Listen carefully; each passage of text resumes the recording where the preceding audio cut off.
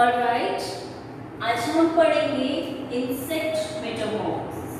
अभी तक हमने पढ़ा था कि एम्फीबियंस में किस प्रकार से मेटामॉर्फोसिस होता है, राइट। अब हम इसे इंसेक्ट्स में ऑब्जर्व करें। मेटामॉर्फोसिस का अगेन मीनिंग क्या होगा, वही कि ये लार्वल स्टेजेस से एडल्ट स्टेजेस में एक प्रोसेस है कन्वर्जन का, जिसके थ्रू लार्वा एडल्ट के अंदर कन्वर्ट होगा। ऑलराइट, नेक्स्ट सेकेंडली अगर हम बात करें यहाँ पर कन्वर्जन में क्या होगा, इंसेक्ट मेटामॉर्फोसिस में मोल्ड्स बने, ठीक है, डिफरेंट मोल्ड्स डेवलप होंगे और इसी के साथ जो क्यूटिकल मेम्ब्रेन है वो भी धीरे धीरे क्या होगी, डिस्ट्रक्ट होगी और न्यू लार्वा मोल्ड के साथ एक न्यू क्यूटिकल मेम्ब्रेन बनेगा। मतलब हर चेंज के साथ पहले वाले जो ओल्ड लार्वल सेल्स हैं, ओल्ड सेल्स हैं, वो क्या होंगे, डिस्ट्रक्ट होंगे और न्यू सेल्स, न्यू सेल का कॉम्बिनेशन जो होता है उसका फॉर्मेशन यहाँ पर होगा। तो इस तरह से हम बोलते हैं कि इसमें मोल्टिंग प्रोसेस होगा और जो क्यूटिकल लेयर है वो भी धीरे धीरे डिस्ट्रक्ट होके न्यू क्यूटिकल मेम्ब्रेन का फॉर्मेशन होता रहेगा और डिफरेंट मोल्ड्स के थ्रू ये मेटामॉर्फोसिस प्रोसेस इंसेक्ट्स में ऑब्जर्व किए जाते हैं। ऑलराइट, तो जब भी हम इंसेक्ट मेटामॉर्फोसिस देखते हैं तो इंसेक्ट्स में एक बार हम ब्रीफ में मेटामॉर्फोसिस के टाइप्स को भी ऑब्जर्व कर लेंगे। जैसे सबसे पहले नंबर 1 हम बात करेंगे एमेटाबॉलिस।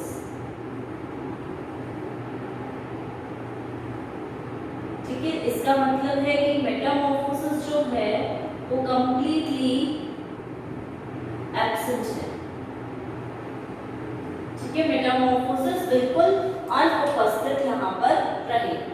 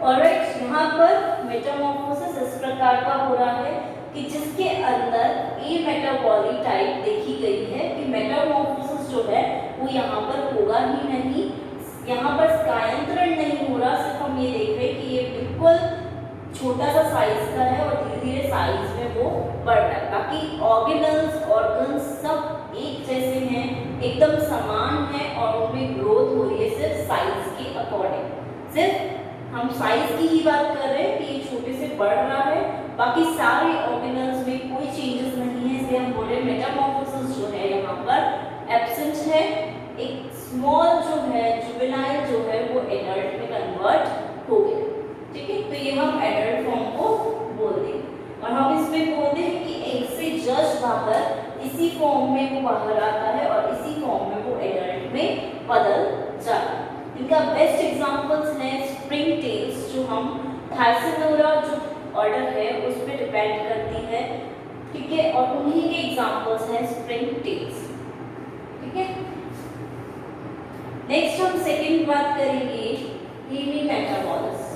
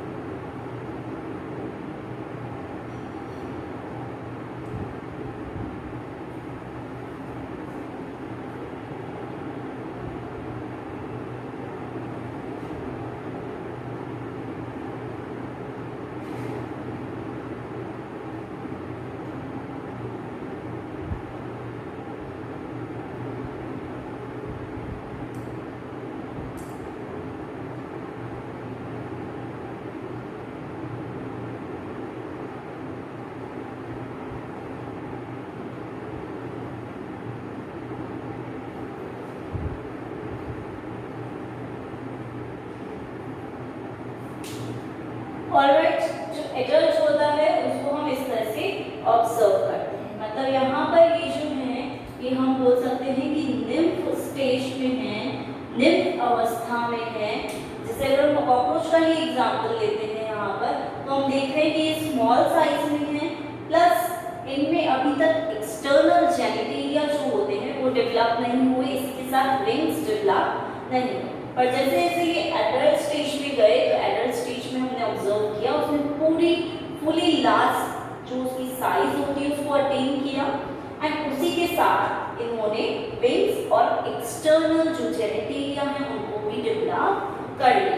तो नॉर्मली अगर हम यहाँ पर बात करेंगे तो यहाँ पर थोड़े बहुत चेंजेस हमें देखने को मिल रहे हैं हमारे निम्फ स्टेज से, ठीक है।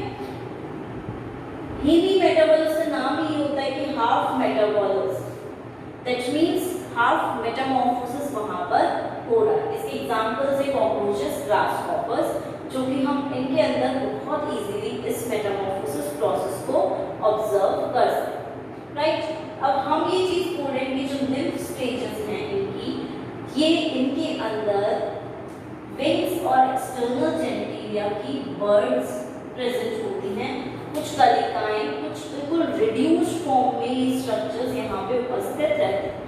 ऐसा नहीं है कि अनुपस्थित हैं, एब्सेंट हैं, रिड्यूस्ड फॉर्म में, एक छोटे से फॉर्म में यहाँ पर स्ट्रक्चर्स प्रेजेंट हैं।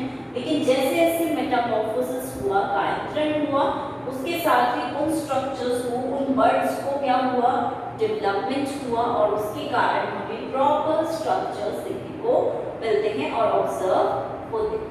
वहीं हम थर्ड टाइप की बात करेंगे,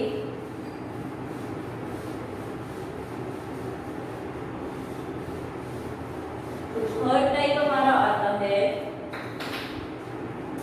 होलोमेटाबॉलिज्म,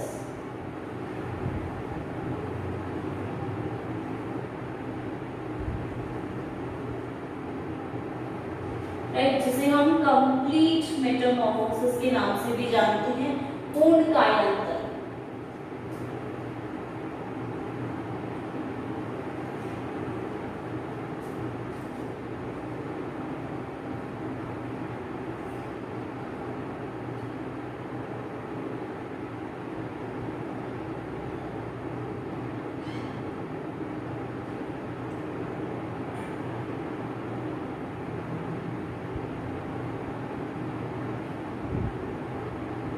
ये हमारा लार्वा है,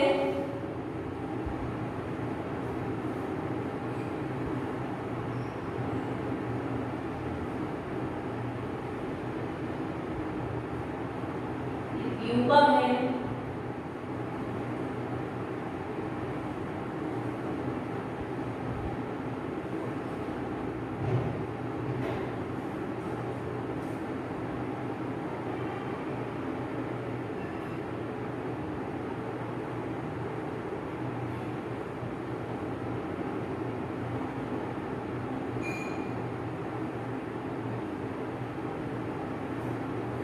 हमारी एडल्ट। इसके अंदर हमने देखा डिफरेंट स्टेजेस हमें देखने को मिलती है यहाँ पर। अगर हम इनका एग्जाम्पल लेते हैं तो इनमें आती हैं बटरफ्लाइज,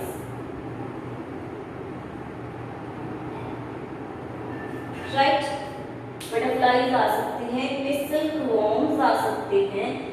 तो इस तरह के ऑर्गेनिजम्स यहाँ पर इसमें आई। इनमें हम क्या ऑब्जर्व कर रहे हैं, कंप्लीट मेटामॉर्फोसिस है, कंप्लीट चेंज है। हम लार्वा को देखकर नहीं बता सकते हैं यहाँ पर कि एडल्ट क्या बनेगा, बिल्कुल ही इससे डिफरेंट है, इसलिए हम इसको बोलते हैं एक तरह से यहाँ पर डिफरेंशिएशन हो जाता है क्रिएट, और डिफरेंशिएशन क्रिएट होने के कारण लार्वा बिल्कुल एडल्ट में बिल्कुल डिफरेंट फॉर्म में फॉर्म होता है। मतलब लार्वा के जो प्रोटीन्स हैं वो एडल्ट फॉर्म में प्रेजेंट ही नहीं रहते, एडल्ट फॉर्म में डिफरेंट प्रोटीन्स बनते हैं, और उन्हीं प्रोटीन्स के कारण इसकी फॉर्म, इसकी स्ट्रक्चर इस प्रकार प्रेजेंट रहती है, ठीक है। और इनके जो लार्वास होते हैं उनको हम मैगट्स, कैटरपिलर्स, इनके नाम से जानते हैं, राइट। तो ये है हमारे एक टाइप्स ऑफ मेटामॉर्फोसिस में हम पढ़ते हैं ए मेटाबॉलिज्म, हेमी मेटाबोलस, होलो मेटाबोलस। एक और आता है हाइपर मेटाबोलस, उसमें हम ज़्यादा डिटेल में नहीं जाएंगे। उसमें सिर्फ ये होता है कि जो लार्वा है यहाँ पर अगर 3 स्टार लार्वा होंगे तो वहाँ पर 7 से 8 स्टार्स लार्वा ऑब्जर्व किए जाते हैं। और अगर हम इंस्टार की बात करते हैं तो इंस्टार होता क्या है, एक तरह से एक लार्वा दूसरे लार्वा में चेंज हो रहा है, उसके बीच का जो फेज पीरियड है उसे हम इंस्टार कहते हैं। तो उस हिसाब से हम बोल देते हैं कि फर्स्ट इंस्टार लार्वा है, सेकेंड इंस्टार लार्वा है। तो एक तरह से जो स्टेजेस में चेंज हो रहा है उसी को हम इंस्टार कह रहे हैं, और उसी बेसिस पर हम लार्वा का नेम भी रख सकते हैं, राइट।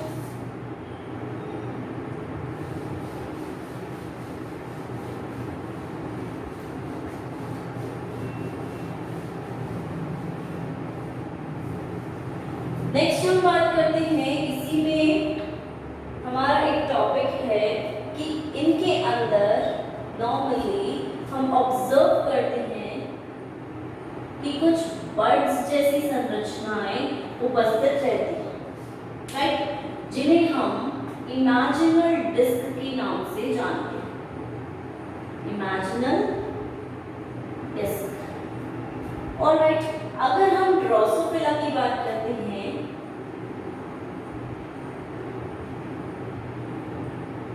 तो ड्रोसोफिला में हमने ऑब्जर्व किया है कि 10 पेयर्स इस डिस्क के उपस्थित रहते हैं। इमेजिनल डिस्क की 10 पेयर्स में उपस्थित रहती है।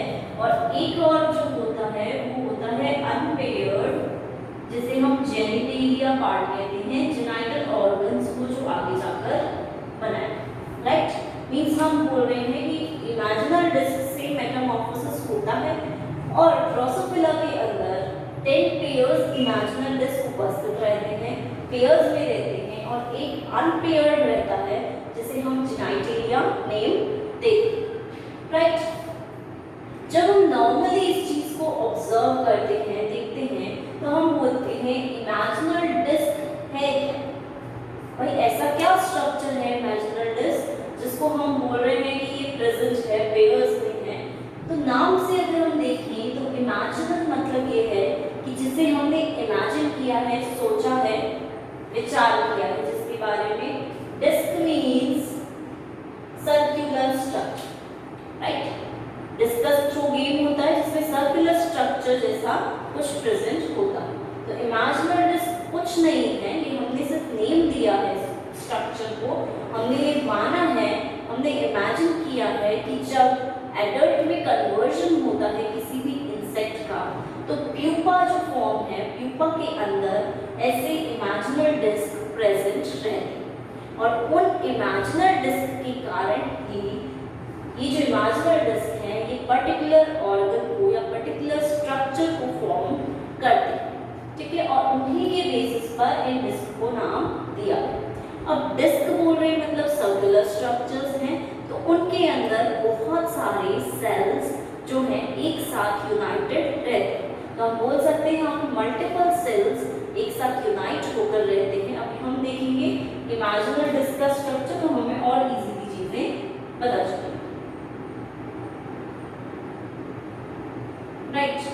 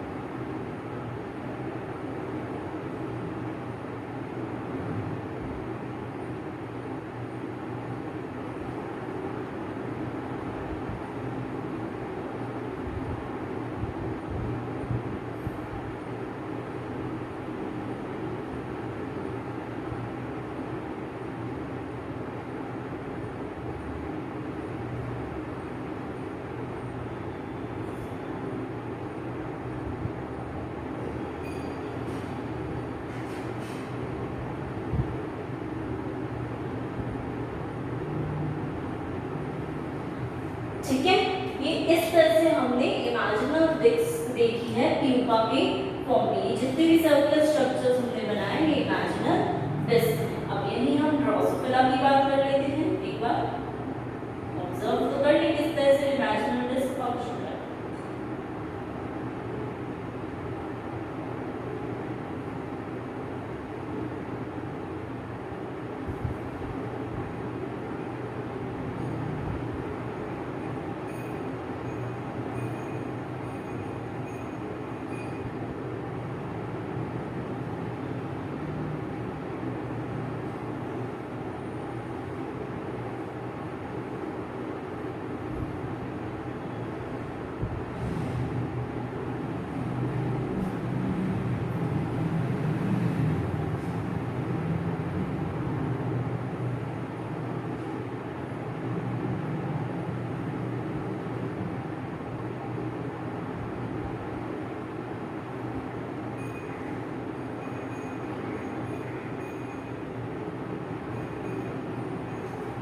ऑलराइट, सपोज इस तरह हमारी ड्रोसोफिला प्रेजेंट।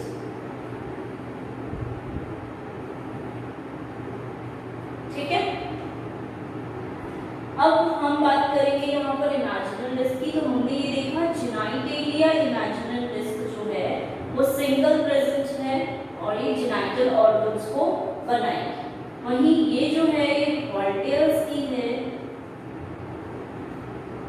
राइट, तो ये वॉल्टियर्स की तरफ प्रेजेंट रहेगी। ये विंग्स की है तो ये विंग्स को फॉर्म करेगी। ये वाली जो है ये माउथ पार्ट की है तो ये माउथ पार्ट्स को फॉर्म करेगी। ये फ्रंटल फेस की है, ठीक है, फ्रंटल ऑर्गन्स की है तो ये फ्रंटल फेस को फॉर्म करेगी।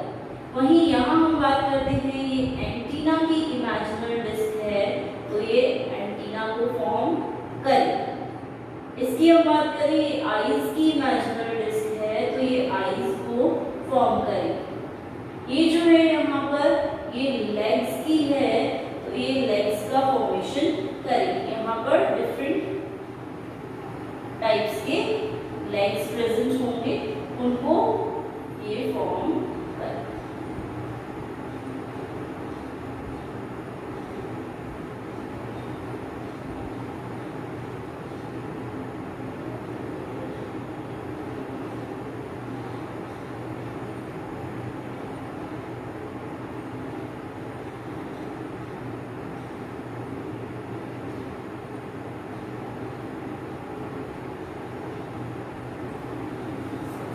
ऑलराइट, इस तरह से हम यहाँ पर देखते हैं कि लेग्स का फॉर्मेशन लेग्स की इमेजिनल डिस्क के द्वारा ही हो। ठीक है, तो हम यहाँ पे डिफरेंट इमेजिनल डिस्क को पढ़ते हैं और हम ये इमेजिन कर रखा है हमने कि ये जो डिस्क लाइक स्ट्रक्चर है इसने ये बनाया, इसने ये बनाया, इसलिए हम इन्हें नाम देते हैं इमेजिनल डिस्क। और अनपेयर्ड जो होती है वो मोस्टली जेनाइटल ऑर्गन्स की ही होती है, जो जेनाइटेलिया पार्ट जो होता है, लास्ट पार्ट जो होता है उसको फॉर्म करती है। राइट, ऐसा ही ये तो हमने ड्रोसोफिला का एग्जांपल लिया, लेकिन सेम चीज हमें मोस्ट ऑफ द इंसेक्ट्स में जिनमें कंप्लीट मेटामॉर्फोसिस होता है ऑब्जर्व होती है। राइट, तो एडल्ट में चेंज हो गया। अब एक चीज और हम देखते हैं कि जो विंग्स हैं, विंग्स की इमेजिनरी डिस्क सबसे लार्ज होती है, बड़ी होती है, जिसमें अप्रॉक्स हम मान के चलते हैं 60,000 सेल्स जो है वहाँ पर प्रेजेंट हैं। और इसके बाद अगर हम लेग्स और वॉल्टियर्स की बात करते हैं तो उनकी हम मान के चलते हैं कि 10,000 कोशिकाएं सेल्स उसमें प्रेजेंट रहती हैं। तभी डिस्क कह रहे हैं कि बहुत सारे सेल्स का एक साथ कॉम्बिनेशन ये होती है। वॉल्टियर्स क्या होते हैं? एक प्रकार के बैलेंसिंग ऑर्गन्स होते हैं कि जब भी फ्लाई करे, उड़े, तो ये बैलेंस कर ले और इसके कारण नॉर्मली वो फ्लाई कर सकते। राइट, तो ये हमने बात की बर्ड्स या इमेजिनल डिस्क की किस प्रकार प्रेजेंट है और आगे जाकर कैसे फॉर्मेशन करेगी। अगर हम लेग की बात करते हैं, सपोज एक लेग के स्ट्रक्चर की हम बात करें जिसके अंदर हम देखते हैं डिफरेंट पार्ट्स पाए जाते हैं, coxa, trochanter,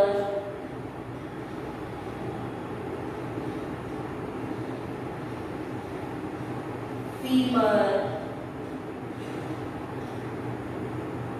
tubular, tarsus and claw. ठीक है, ये डिफरेंट पार्ट्स हम ऑब्जर्व करते हैं कि यहाँ पर प्रेजेंट रहते हैं। तो जो लेग की डिस्क होगी उसका जो बाहरी स्ट्रक्चर है, बाहरी संरचना जो है, जो आउटर एपिडर्मिस है डिस्क की, वो क्या करेगी, वो क्या फॉर्म करने में हेल्प करेगी, वो क्लॉज को फॉर्म करेगी। और जो ये वाले स्ट्रक्चर्स हैं ये अंदर से बाहर की तरफ पेनिट्रेट करते हैं, अंदर से बाहर की तरफ आते हैं और फिर ये स्ट्रक्चर्स धीरे धीरे फॉर्मेशन करते हैं। तो हम एक बात ऐसे देख सकते हैं इस चीज को कि सपोज ये है हमारा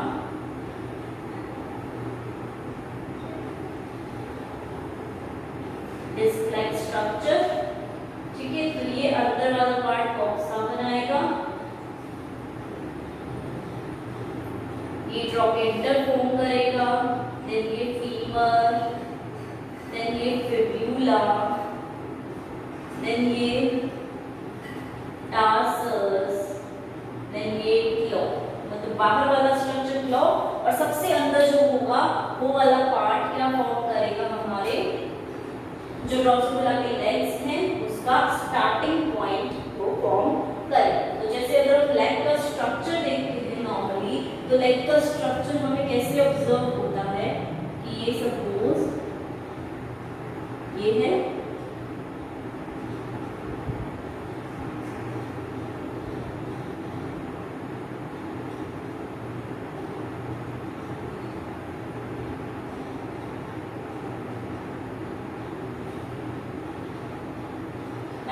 इस तरह से होता है कि ये वाला अटैच्ड पोर्शन बॉक्सा, ये ट्रोकेंटर छोटा सा पार्ट होता है जो अटैच करने में हेल्प करता है, देन फीमर, टिब्यूला, टार्सस यहाँ पे प्रेजेंट होते हैं और ये लास्ट में क्लॉ जैसी संरचना आ जाती है। तो इस तरह से हमने ऑब्जर्व किया है कि यहाँ पर इमेजिनरी डिस्क इस तरह से प्रेजेंट रहते हैं और इस तरह से फॉर्म होते हैं। लेग्स 3 पेयर्स में फॉर्म्ड रहते हैं।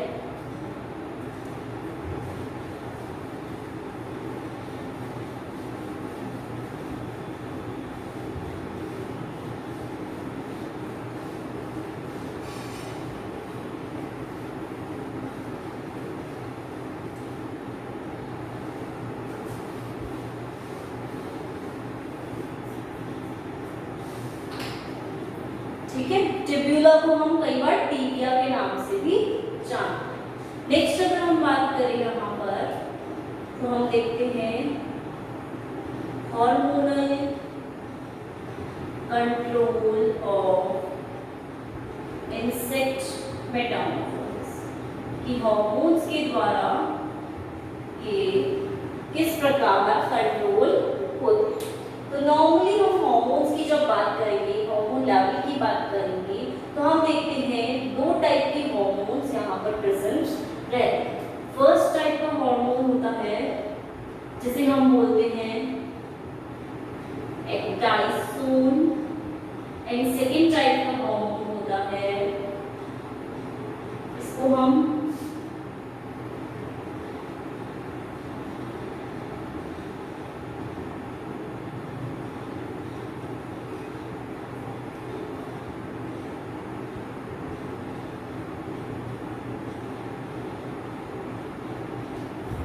राइट। ये हमने देखी 2 टाइप के हार्मोन्स होते हैं, एक एक्टाइसोन, एक जुवेनाइल हार्मोन। जुवेनाइल हार्मोन क्या करता है, एक प्रकार से अगर लार्वा है तो लार्वा को बड़ा करने में हेल्प करेगा।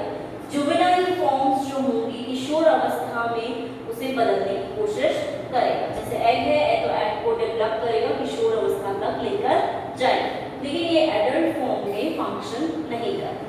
वहीं अगर हम एक्टाइसोन हार्मोन की बात करते हैं तो ये हार्मोन एक्टिव फॉर्म में 20 हाइड्रोक्सी एक्टाइसोन फॉर्म करता है और ये हार्मोन मोल्टिंग हार्मोन भी कहलाता है। कि इसमें क्या हो रहा है, इसके कारण डिफरेंट मोल्ड्स हो पाते हैं। ठीक है, एक लार्वा दूसरे लार्वा में बदल पाता है इस हार्मोन के कारण। वो तो क्या कर रहा है, एक तरह से जुवेनाइल स्टेज जो है उसको मेंटेन करने में हेल्प कर रहा है। लेकिन यहाँ पर डिफरेंट मोड्स, एडल्ट्स में चेंज होना, प्यूपा में चेंज होना, लार्वा में चेंज होना, तो इस तरह से डिफरेंट मोड्स को करवाता है। जब हम इस हार्मोन की बात करते हैं तो हम बोलते हैं ये पेप्टाइड हार्मोन है, दैट मींस कि ये प्रोटीन्स का बना, राइट। और इसका मॉलिक्यूलर वेट हम मानकर चलते हैं अप्रॉक्स 40,000 के आसपास इसका मॉलिक्यूलर वेट प्रेजेंट रहता है पेप्टाइड हार्मोन। और ये डिफरेंट रीजन्स को किस तरह से मोल्ड करेगा, कहाँ से सिक्रीट होगा, ये हम अभी स्टडी करते हैं, राइट। पर दो प्रकार के हार्मोन हैं, डायस्टेरोन एंड जुवेनाइल हार्मोन, ये चीज क्लियर है कि वहाँ मेटामॉर्फोसिस में, एम्फीबियंस में हमने हार्मोन देखा ही है। और यहाँ पे हार्मोन्स का रोल बहुत ज्यादा इम्पोर्टेंट होता है, राइट।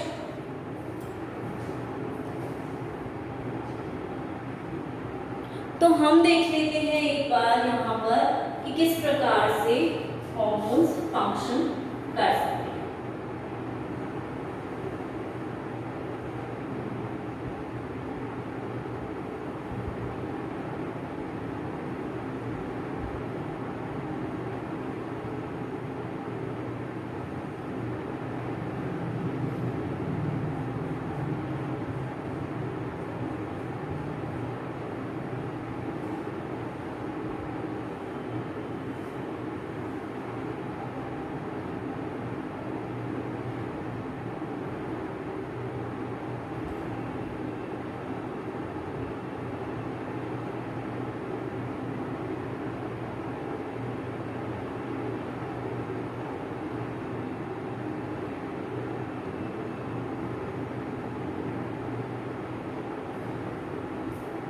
Right,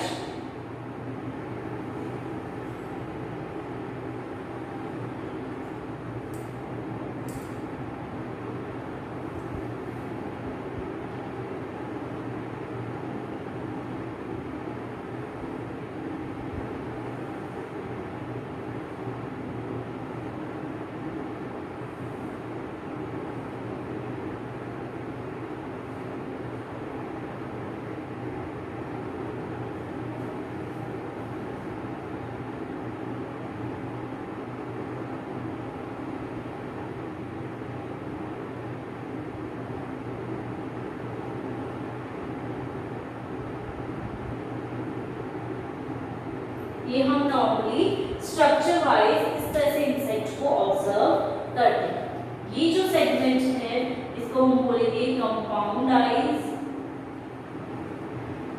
right. ये एंटीना हो गए, ऑलराइट। ये हमारा हो गया इंसेक्ट का ब्रेन पार्ट, और ब्रेन पार्ट में यहाँ पर दो प्रकार के ऑर्गन्स नीचे की तरफ प्रेजेंट रहते हैं। एक हो जाएगा कॉर्पस कार्डियका और दूसरा हो जाएगा कॉर्पस एलेटा, राइट। नीचे वाला एलेटा है, ऊपर वाला कार्डियका, ठीक है। और ये हमारा आ गया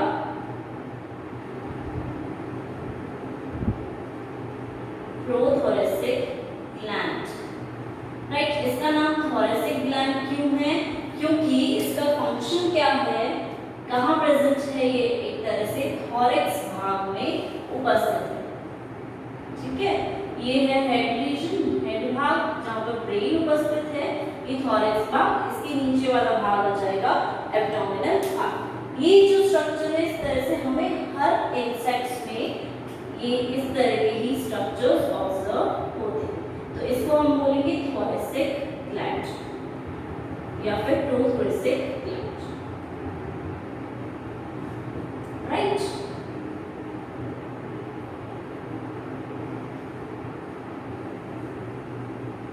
मोस्ट प्रोबेबली इसको थोरेसिक ग्लैंड के नाम से ही जाना जाता है क्योंकि ये थोरेक्स भाग में उपस्थित रहता है, राइट। अब हम ये बोलते हैं कि ब्रेन से सिग्नल्स मिलते हैं और उसी के कारण दोनों हार्मोन्स जो होते हैं वो सिक्रीट होते हैं।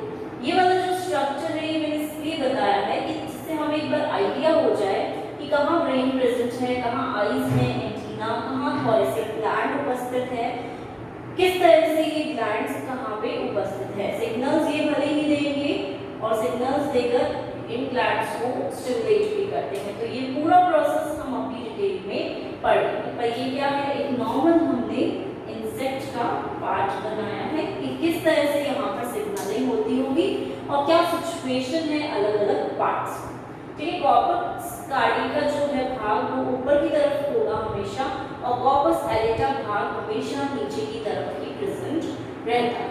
राइट। अब हम देख लेते हैं इसकी सिग्नलिंग।